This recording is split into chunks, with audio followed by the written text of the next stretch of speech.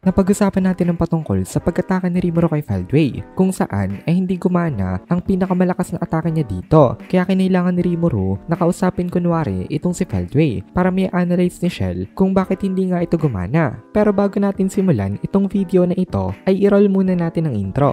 Hello everyone and welcome to my channel, ang inyong source ng Tagalog na Tansura Contents. Sa channel na ito ay pinag-uusapan natin ang mga nangyayari sa may Tansura universe. So without further ado, let's get into the video.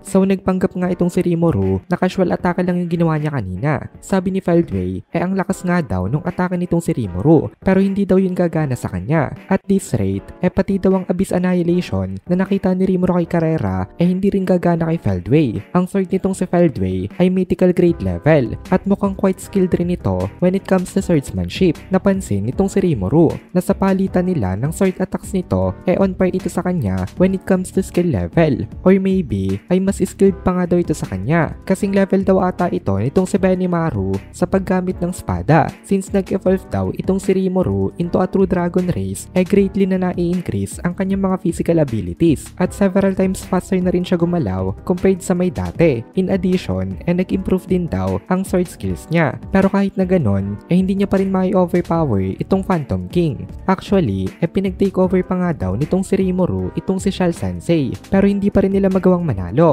Kung si Rimuru lang daw ang lalaban mismo wala daw siyang chance na manalo kay Feldway sa isang patas na laban. Na-realize nitong si Rimuru dito na hindi effective ang mga sword attacks niya, kaya balak niya na sana na mag-switch to magic. Pero ang problema doon hindi naman pwede kasi kapag gumamit siya ng malakas na magic na atake madadamay din itong kingdom nitong si Leon Cromwell kasama ng lahat ng mga nandito, kaya hindi pwede ang large scale magic. Ang pwede lang daw ang magic na designed for individual targets. Ang Abyss Annihilation daw na minention ni Rimuru kanina merong malakas na destructive power kaya kaya nitong maapektuhan ng buong planet, so hindi ito pwedeng gamitin at wala nang maisip na sinlakas na magic nito itong si Rimuru. Ang kasunod niyang naisip disintegration, pero hindi man lang daw ito kalapit ng level ng Abyss Annihilation. Hindi ito nearly as powerful. Kahit daw gamitin ni Rimuru ang ultimate skill niya may ultimate skill rin naman itong kanyang kalaban, kaya wala daw way para makatama siya sa kanya. Mabuti na lang daw at hindi pa nagre-respond itong si Feldway. Hindi pa siya ngayon umatake ng seryoso para nagpamasid lang muna siya sa may strength nitong si Rimuru. Tinitingnan niya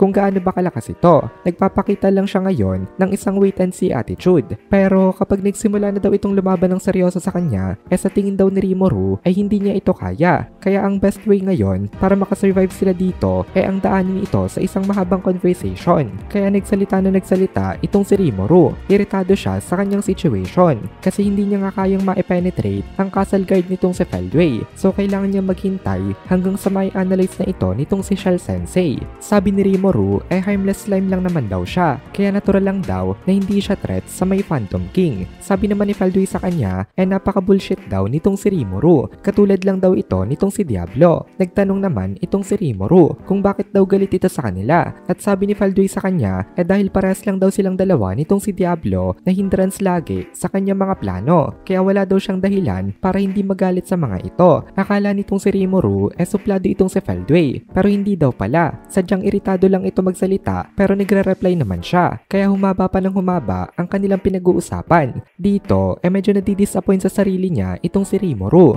dahil napipilitan nga siya na makipag-usap na mahaba kasi wala siyang ibang way para makasurvive silang lahat. Kung kaya niya nga lang daw sana natapusin na nga ito tinapos niya na ito kanina pa. Tatapusin niya daw ito ng walang hesitation. Pero ngayon nga nasa kalagitnaan pa siya ng paghahanap ng magiging successful strategy kasi hindi pa rin nila alam hanggang sa ngayon kung paano ipapenetrate ang kanilang castle guard. Pero merong napansin itong si Rimuru kasi kanina pa sila naglalaban. Pero bakit nga hindi nagseseryoso itong si Feldway sa kanya? Paborito kay Rimuru of course, pero naisip niya nga kung anong dahilan nito. At this rate kasi endless repetition of exchanges lang ang nangyayari dahil wala naman sa kanila nakakapag-deal ng damage. Naka-activate kay Rimuru ang kanyang Turnul kaya hindi siya napapagod kasi habang naglalaban sila nang-absorb siya ng Magicules. Pero wala itong problema kay Feldway kasi hindi rin naman siya nagtatake ng damage. Nagda-defend mag-defend daw itong si Feldway using some kind of skill. Pero since dahil defending lang naman ang ginagawa niya sa ngayon, hindi rin siya napapagod at napaka-minor lang nang nawawalang magicule sa kanya. Meron pa itong si Rimuru na isang sword technique na balak niya sanang gamitin pero naisip niya na baka hindi rin naman ito gumana. Kaya mas mabuti na wag na lang itong expose ngayon sa kanila nangyayaring battle. Ito daw ay improved version ng combined skills nitong sila Benimaru at Carrera na tinatawag na Hayaka Ryoran. Pero para gamitin ito, kailangan niya ng assistance nitong si Shell Sensei. Ang problema pa rito ngayon, busy nga kasi itong si Shell. Hanggang ngayon kasi, ini-analyze pa nito yung barrier. Kaya sa tingin ni Rimuru, mas mabuti na lang talaga ngayon na makipag-usap kay Feldway para makapag-extract pa siya ng mas marami mga info dito. Tsaka naisip rin nitong si Rimuru na since hindi nga sila nag-all out sa laban, magandang opportunity na rin daw ito para panoorin niya na rin ang ibang mga nangyayaring match-ups kasi concerned din daw siya sa situations ng iba pa niyang mga kasama. At dito na muna natin tatapusin itong video na ito. Kung nagugustuhan mo itong mga videos natin, ay please consider joining the membership para mapanood mo na agad ang mga kasunod na part dahil palaging advance ang ating mga members. Also, ay please consider leaving a like at mag-comment ka na din para ma-boost naman tayo ng algorithm.